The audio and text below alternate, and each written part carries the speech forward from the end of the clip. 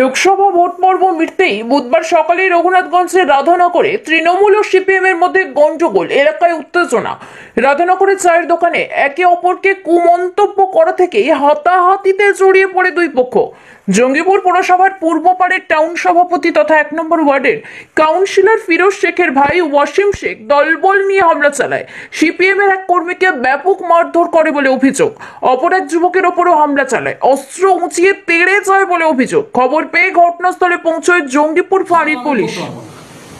আমি সাইদাপুরে গেছিলাম, যেহেতু গতকালকে একটা নির্বাচন হয়ে গেছে, নির্বাচন ফলাফল যাই হোক কিছু এজেন্ট আমাদের সব যে ফর্মগুলো ছিল আমি দিয়ে আসছিলাম। আসার পরে পার্টি অফিসে বসে আছি, পার্টি অফিসে বসে দুবার চা ফা খেলাম, গল্প করছি। তারপরে ঘন্টা দুয়েক ধরে দেখছি রাধানগরের মোড়টাতে ওই তর্ক বিতর্ক হচ্ছে, পাশে কেউ ছাড়াচ্ছে, কেউ কি করছে।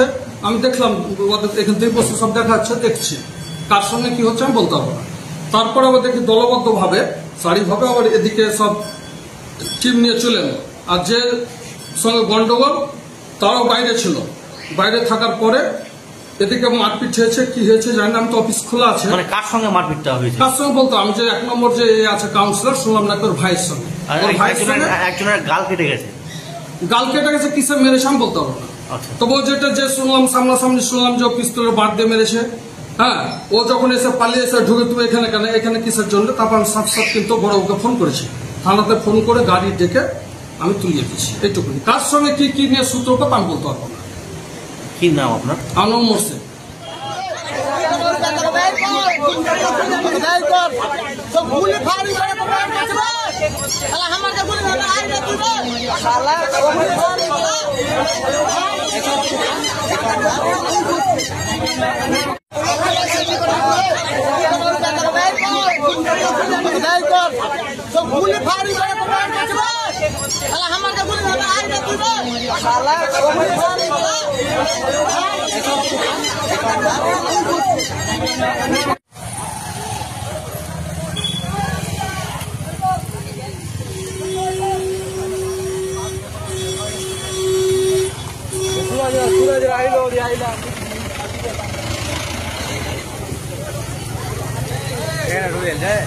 বন্দুক দিয়ে বাড়িছে,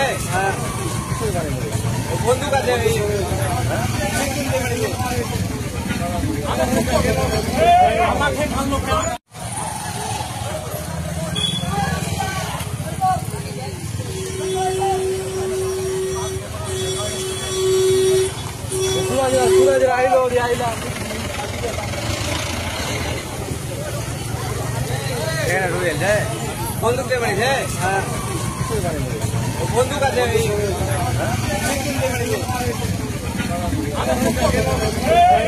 বন্দুক আছে।